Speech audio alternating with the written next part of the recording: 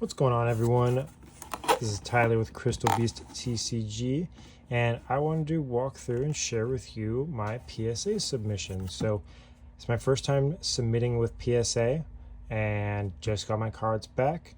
So I just want to kind of walk you through the cards I got and then also talk about the process itself while I'm going through all these, because I know there's a lot of thoughts on grading in general, whether you should do it, shouldn't do it, who you should go with, and so and also the timing on it as well. So I want to go through this, just show these off to you and go through my thoughts on this. So as I'd mentioned, this is my first time grading with PSA, and I did get these graded a while back, or sent these in a while back. I sent these in through a local card shop. They had a PSA drop-off event, and I was able to go there and just drop them off directly to the PSA workers and have them sent off, so I don't have to worry about sending them through the mail. Though with PSA and or sending through the mail directly, I don't think there's really much of a concern when that happens. Obviously, if you do it properly, send it in the right box and have it padded properly and things like that, and also don't mark it off as being cards, there shouldn't be too much of an issue. At least I wouldn't have much of a concern with it if I was sending them off myself. Now, would I send them off through another company? I have to really trust the company. I don't know if I would send it off through GameStop, because I need to trust the people that are there to be able to send it off. For like the game store that I went through, that was directly with PSA, and I would still send them through that particular game store just because I trust the people that work there. Though I wouldn't trust anyone that I wouldn't send my cards off to anyone that I didn't trust. So that's my kind of thought with it. But otherwise, if I was just sending it directly, yeah, I would definitely do this again. I need to do this. I do need to do this for quite a few cards right now. Obviously, it costs a lot of money, so got to figure all that piece out with it. But I have to. I'll definitely need to do that eventually with a bunch of my cards. So let's go ahead and just hop right in. I did send off 7 cards. And as you can see for the first one here, and yes, I am part of the group that has the largest population of Gem Mint 10 cards of the Burger Chew. And it's not just one Burger Chew, not just 2 Burger Chews, but 3 Gem Mint 10 Burger Chews. So I actually sent off 4. Somehow this one came back as a 9. And whenever I look at this card too, I can't really tell why it would have been given a 9. It sucks, but what are you gonna do? Can't really do much about it anymore. It's all done. It's now in a 9 slab. So 4 Burger Chews were sent off, and this is 4 of many that I have, so I gotta send off a lot more of these. But 4 Burger Chews, 3 10s, and a 9. I will say with PSA too, like, I think I sent these back off in July, I believe, at the beginning of August, and I barely got these back last week. So it was such a long time to be able to get these back, and if anyone who's gone through PSA knows, it just takes forever to get any cards back. And I think they finally extended lengthened their time for return process to like 65 days versus the 45 that they were originally doing. I think. I thought I saw that, but either way, it took a really long time to get these back. So it was unfortunate, because obviously these were going for a very high value, the 10s were going in for a very high value really early on. People were getting them back and selling them for a high premium. Unfortunately, I am beyond that, though it's still a pretty good value in comparison to what I paid for them and for the grading.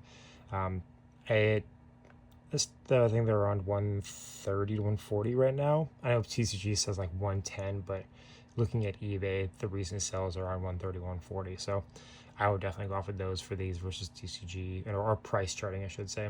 Price charting is what I was looking at.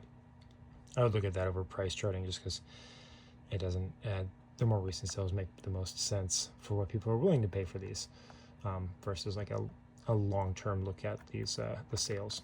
But yeah, again, took me a really long time, so I did definitely miss my window for the high value time, but at the same time I got 3 of them. Pretty cool. Population of, what are we at, 30,000? Gonna be, I don't know, it's gonna be really high by the time the year closes. So got one of many of them, got one of the many. Now the other ones that I got, that I did, and these ones I will say they are not good grades. Got a 9 and a 10 for the World's Pikachu. These are for my personal collection, and I only did these for my personal collection because I'm a big Disney fan, and of course this is the Disney Pikachu with California Adventure in the background, because and the Worlds was held in Anaheim this year, so got these cards back, or got them graded and got them back. Didn't really care about the grade at all. They're going in my personal collection. I just wanted them slabbed, and then I'll eventually actually be picking up a winner's one too from someone that I'm going to send through to get graded too, just because I want them to be in a slab. So I'm very happy with these ones, even though they're 8 and 9s, but excited to have these in a slab for my personal collection. Now the one that I am a little upset about is the Cassiopeia. I got a 9 on this. This is the Night Wanderer Cassiopeia, and I don't understand why I got a 9 on this. It is honestly an extremely clean card. All the edges look near perfect. I don't see any issues in it, even whenever I'm sliding it through the light, trying to see if anything gets picked up on it. Everything looks clean on it. This one was disappointing, but again, the Cassiopeia, that was a great card. It's been my best pull out of any of my Japanese boxes that I've opened up, and so I needed just to immediately send this off because seemed like it'd be worth sending off, because it's a great card as well. But yeah, got a 9 on that one. Now, I did want to talk about, though, grading. So, like, PSA, obviously, everyone wants PSA. Everyone likes PSA. Everyone wants to only do PSA or collect PSA cards. They don't really care about the other ones, unless you're getting the BGS or, like, CGC Pristines, then people are wanting those ones. But otherwise, they don't really care. Like, they would rather have PSA cards, and yet we always talk bad about how PSA, it's like throwing darts at a dartboard to make when they're making their decisions on things, but we still pride them as being the number one. And then that's I mean, I'm sure that's definitely not accurate that they throw the dart at the dartboard at all, but it's just that's how we constantly feel when it comes to these cards when we're getting grades back. Maybe that's just because we've had so many cards go into grading that there's such a backlog and we get the grades back and they're just not exactly what we wanted.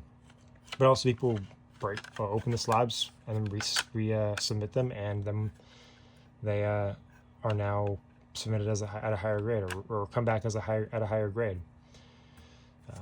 Though, I mean, and so that begs the question of, like, what does everyone think about the other grading companies, and what do you choose for your other grading companies then? Because PSA, again, takes so long, you're never really sure if, even though it looks like it's gonna be a 10, if it's actually gonna come back a 10. But if you sent it off to like another company like Tag, now Tag, I like their slabs. I would say their slabs are probably the best slabs out of all of them.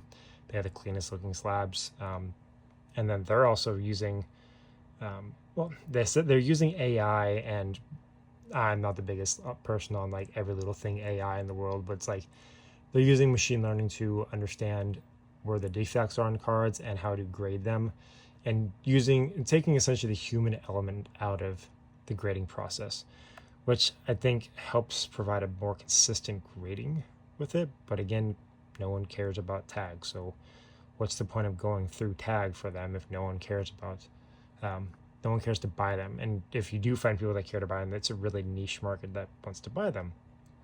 So, and usually Tag though has like a good turnaround time when it comes to sending their cards off.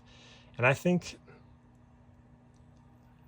I have sent off cards to Tag. I am a little bit on the extended end now for their returns for those cards. So I'm at over 3 weeks now, and it was supposed to be 2 weeks for the return. So that's unfortunate. I think people started sending a lot more cards off to them, which is causing the grading to be extended. But I think about this in like a long-term versus short-term gains. From a business perspective, because I'm running a business. I'm not just doing this for the heck of it. I'm running a business off of this. I'm trying to make money off of these cards. And so I sent off a bunch of Inferno X cards, all my illustration mirrors that I got from it, to Tag, because I was hoping for a quick turnaround time so that I can get them off and be available for my card show that happened last week. Obviously, they're not available. They were not available, not available yet, but I do have one coming up at the end of the month that I will hopefully have them at. But the idea was that, in my brain, was get them into Tag, get a quick grade on them. They're likely going to be 10s just because they're Japanese cards, 9s or 10s. Get a quick grade on them, flip them around, make the money off of them, because the market has not been hit yet with a lot of the Inferno X cards for price charting to provide any type of pricing on them, so that I can kind of help set the pricing for them based off of what people want, if they actually want them or not. And also it also allows for the buyer to openly negotiate with me on the price of the card. And like, we both have 0 starting points, and so we both kind of start setting that standard ourselves, versus immediately just having a straight starting point of saying that one's 130 because that's what the last recent sales are.